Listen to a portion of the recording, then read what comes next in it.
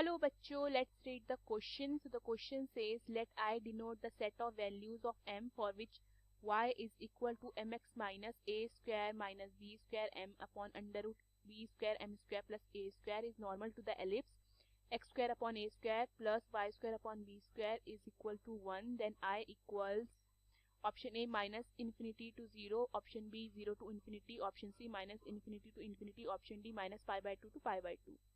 So the key concept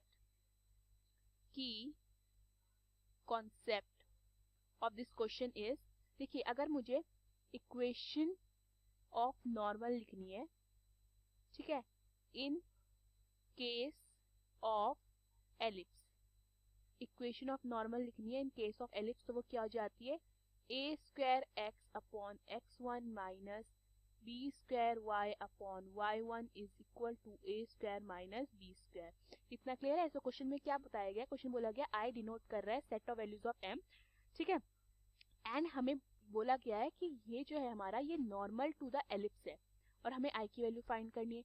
तो मैं क्या कर लेती हूँ, मैं लेट करती हूँ कि लाइन जो है हमारी वो पॉइंट पी से पास होती जा रही है. पॉइंट पी के कोऑर्डिनेट्स को मैं क्या ले लेती हूँ, लेट कर लेते हैं A cos theta and B sin theta.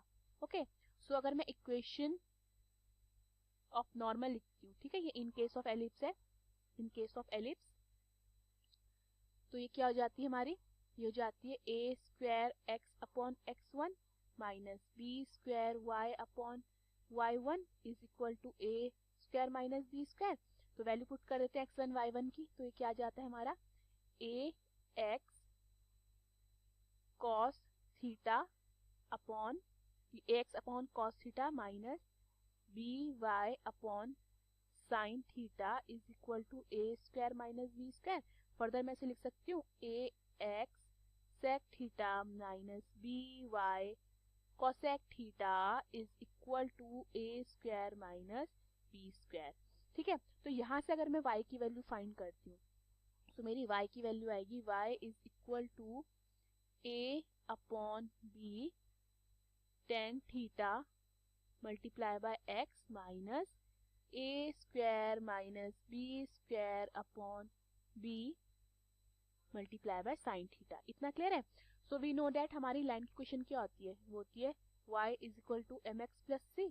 So on comparing यहाँ से मेरा m कितना आ जाता है, मेरा m हो जाता है m is equal to a upon b tan theta. ये मेरा क्या है, m इज ए स्लोप, ठीक है.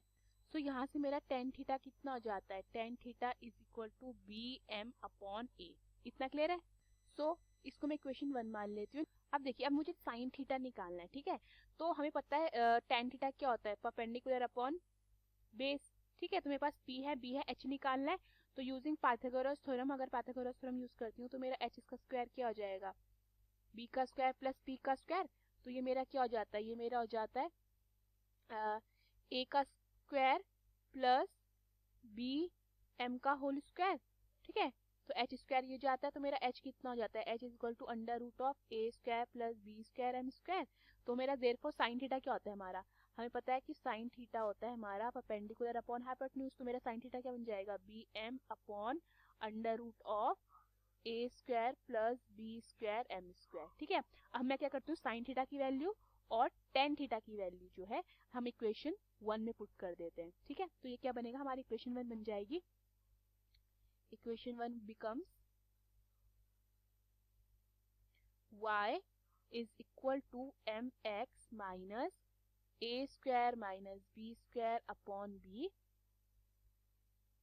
multiply by bm upon under root of a square plus b square m square.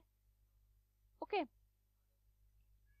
यानी मेरा फर्दर क्या बन जाता है, y is equal to mx minus a square minus b square multiply by m upon under root of a square plus b square m square.